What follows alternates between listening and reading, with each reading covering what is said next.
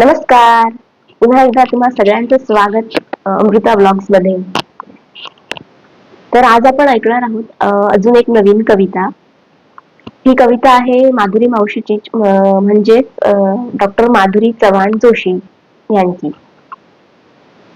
तिच्या कविता खूपच छान असतात आणि तिच्या बऱ्याचशा कविता मी वाचल्या आहेत आणि आता तर मी तिच्या कवितांच्या प्रेमातच पडले.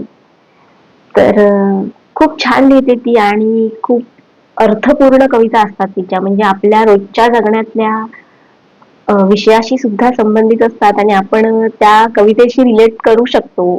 एवढ्या छान आणि सुंदर कविता असतात. आज जी कविता मी ऐकवणार आहे ती सुद्धा अशीच खूप छान आपल्या मनाशी मिळती जुळती, आपल्या मनाला समजावणारी अशी ही कविता आहे. म्हणजे एखाद्या बोनसाय झाडाचं उदाहरण देऊन सुद्धा कशा प्रकारे मनाशी त्याची सांगड घालता येईल ते या कवितेत आपल्याला दिसून येईल.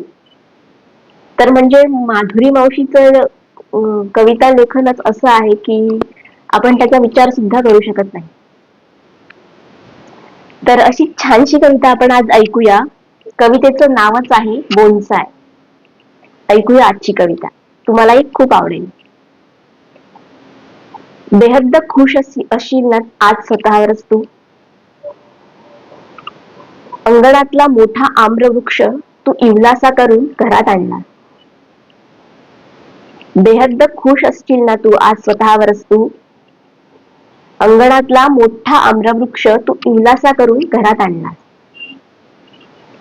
आणि आज त्याला इवलस फळ लागलंय. तुझ्या कलेची सार्थकता, तुझ्या सृजनतेची पावती. किती लाडकं आहे ना ते झाड तुझं. त्याची माती, पाणी, खत, त्याची माती, पाणी, खत कसं प्रेमाने करतोस त्याचं सगळं. जीवापाड जपतोस त्याला. त्याची माती, पाणी, खत कसं प्रेमाने करतोस त्याचं सगळं. जीवापाड जपतोस त्याला. आणि हे दुसऱ्या कोपऱ्यातलं विकसित शरीरातल्या मुलाचं इवलस मन. आणि हे दुसऱ्या कोपऱ्यातलं विकसित शरीरातल्या मुलाचं इवलस मन. ते कुणाचं आहे? तुझ्याच रक्ता मांसाचं ना. मग त्याचा इतका दुस्वास का? ती पण निसर्गाची सृजनताच आहे ना. नियतीची कला म्हण हवी तर. तिथे तू वृक्षाचं शरीर छाटलंयस, इथे नियतीने त्याचं मन. तिथे तू वृक्षाचं शरीर छाटलंयस, इथे नियतीने त्याचं मन. इतकाच तर फरक आहे दोघात. त्याला विनासायास मिळतंय सगळं आणि हे वाट पाहतंय. इतकाच तर फरक आहे दोघात. त्याला विनासायास मिळतंय सगळं आणि हे वाट पाहतंय. तुझ्या मायेच्या मातीची, एका मिठीच्या खताची. तुझ्या मायेच्या मातीची, एका मिठीच्या खताची आणि वात्सल्याच्या जलाची. होशील त्याला आधार देणारी कुंडी तू. होशील त्याला आधार देणारी कुंडी तू. त्याला न सांगता येणार तुझ्याबद्दलचं प्रेम. त्याच्या नजरेत दिसलं ना की आजच्या इतकाच मोठा आनंद होईल तुला. त्याला न सांगता येणार तुझ्याबद्दलचं प्रेम त्याच्या नजरेत दिसलं ना की आजच्या इतकाच मोठा आनंद होईल तुला. नाहीतरी तू हे सर्व करतोच आहेस ना. नाहीतरी तू हे सर्व करतोच आहेस ना. तुझ्या इच्छेने खुरटवून ठेवलेल्या त्या वृक्षाला वाढवतोच आहेस ना मायेने. तुझ्या इच्छेने खुरटवून ठेवलेल्या त्या वृक्षाला वाढवतोच आहेस ना मायेने. मग ईश्वराने तुझ्याकडे धाडलेल्या या इवल्याशा मनाला पण जप. मग ईश्वराने धाडलेल्या या इवल्याशा मनाला पण जप. जा, वळू दे तुझे पाय जरा त्याच्याकडे सुद्धा. जा, वळू दे तुझे पाय जरा त्याच्याकडे सुद्धा, घे कवेत त्याला, दे त्याला जगण्याचं बळ तुझ्या दोन्ही हातांनी.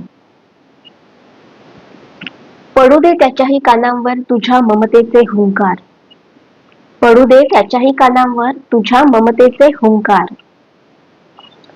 सुटू दे तुझ्या भावनांना लागलेलं ग्रहण, सुटू दे तुझ्या भावनांना लागलेलं ग्रहण. आणि जाणवू दे त्यालाही तुझ्या नजरेतल्या प्रेमाची ऊब, आणि जाणवू दे त्यालाही तुझ्या नजरेतल्या प्रेमाची ऊब. फक्त तुझा आश्वासक स्पर्श सुद्धा पुरेसा आहे रे त्याला, तुझ्याशी जोडून घ्यायला. फक्त तुझा आश्वासक स्पर्श सुद्धा पुरेसा आहे रे त्याला, तुझ्याशी जोडून घ्यायला. मग बघ कसं रसरसून उठेल तुझ्याच घरात तुझं हे जिवंत बोनसाय. मग बघ कसं रसरसून उठेल तुझ्याच घरात तुझं हे जिवंत बोनसाय. वा, किती कमाल होती कविता. आणि खरंच खूप छान असं वर्णन केलेलं आहे. मनाशी जोडलेलं नातं, मनाला पण कसं जपलं पाहिजे. जसं आपण एखाद्या बोनसायला खूप जपतो, जे की आपण असं छाटून आणलेलं झाड आहे, तर मग आपलं जिवंत मन तर किती छान आहे, त्याला पण आपण जपलंच पाहिजे. खूप छान होती ही कविता आणि मलाही ही कविता खूप आवडली होती. कित्येक दिवसांपासून ही कविता वाचण्याचं मनात होतं. आज तो योग जुळून आला. आणि तुम्हाला सुद्धा ही कविता नक्की आवडली असेल तर मला कमेंट करून नक्की सांगा.